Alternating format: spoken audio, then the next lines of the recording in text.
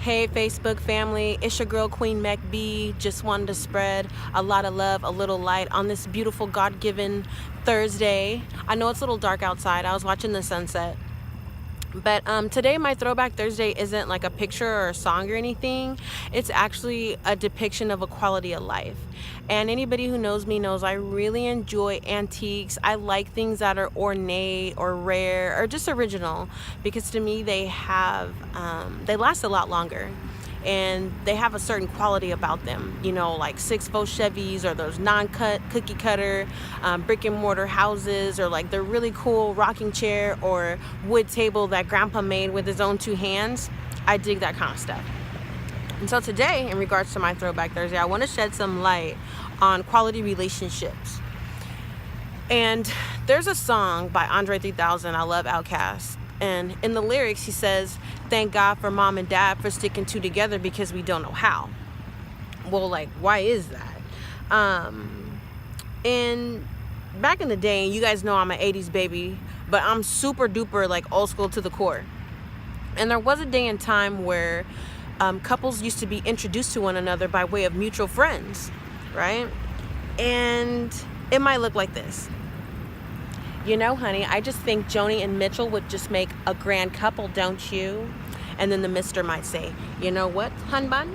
I think you hit the nail on the head on that one." And they would actually get excited about it and like plan a dinner party. And they're like, "Yeah, we're going to invite some friends, and we'll make sure Joni and Mitchell can be there, and we'll just let Cupid's arrow land as it may." Right? Right. Well, the reason why this resonates, or why it ministers to me, and I wrote an article about this some time ago in the local Oklahoma Eagle paper, about couples were introduced, they courted, and not always, but more often than not, they actually got married. But today, we live in a day and time where literally people just like scroll.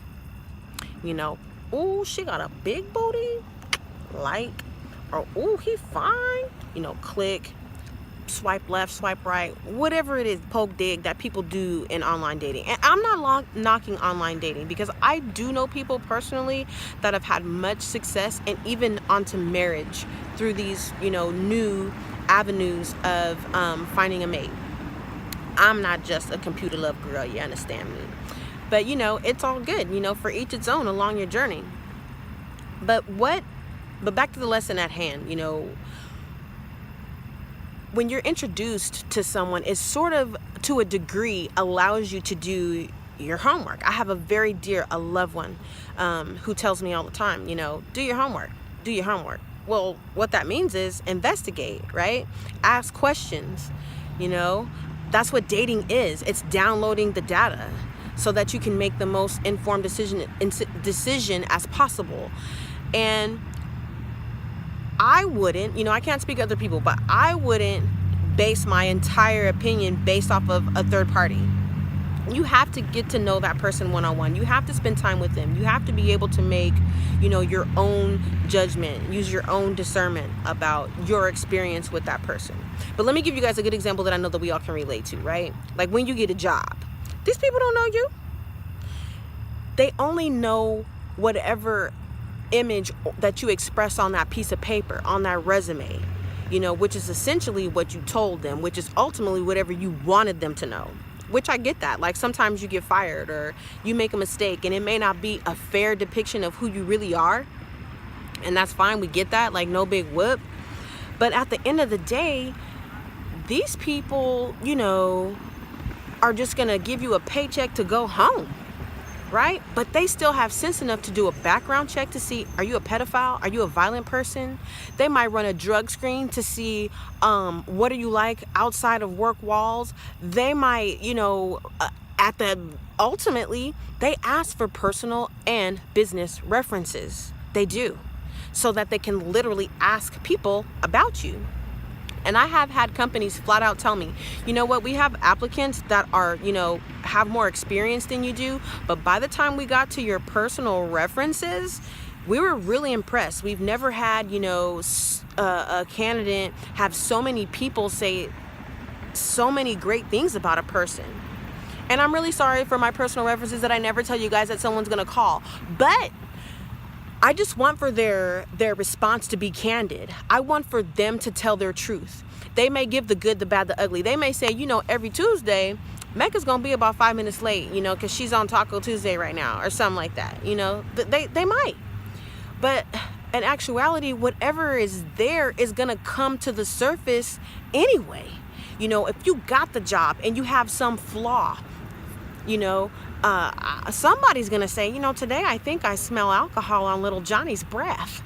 Or, are you sure they got their master's degree? Because they don't even know the basic stuff. Or have y'all noticed that every Tuesday Mecca's about 5 minutes late? I bet you $5 she's somewhere getting tacos. You know what I mean?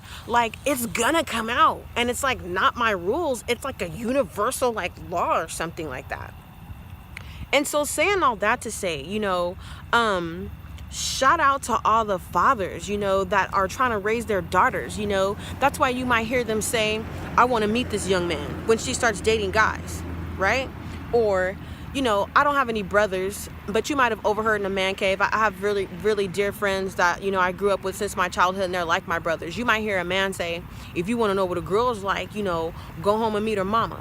And not every circumstance is the same, but at the end of the day, it's investigating, right?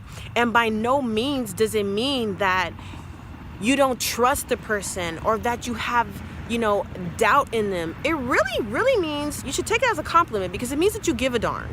Because if you didn't, and if you weren't interested, you'd just be like, next resume. But because you're inquiring, you're digging that much further, because you see that this person possibly has potential. In my, point of view of thinking, my level of thinking. And so with that being said, with things going to surface and all of that, the old people have a saying. And before I say this, I want to tell you that if anybody ever tries to make you feel bad, about investigating before you invest, it's no different, than, do you guys know a good plumber? Do you guys know an electrician? You guys know anybody who could hook up the sound system in my 6'4" Chevy? You're not going to scroll through the yellow pages and spend your hard-earned money to invest in some stranger. If they're really your friends, you're going to trust the person who gave you the word-of-mouth referral, right? So, don't let anybody make you feel bad for, wanting to make a positive and a quality choice, right? Because what's meant to be is meant to be. What God put together, no man can put asunder anyway. Just, who cares?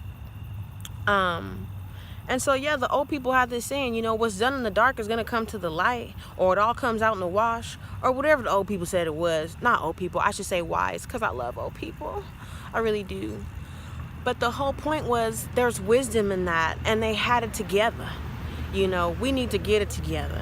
And I hope we get it together. And that was why I made this video. I hope that, if the light was already on, that it just got that much brighter. Or if it wasn't on, that it came on. I hope that this video was a positive, deposit into your life's toolbox, that you can, use it if you need it. And feel free to comment. You can like it, you can love it, you can tell me, Mecca, go to bed.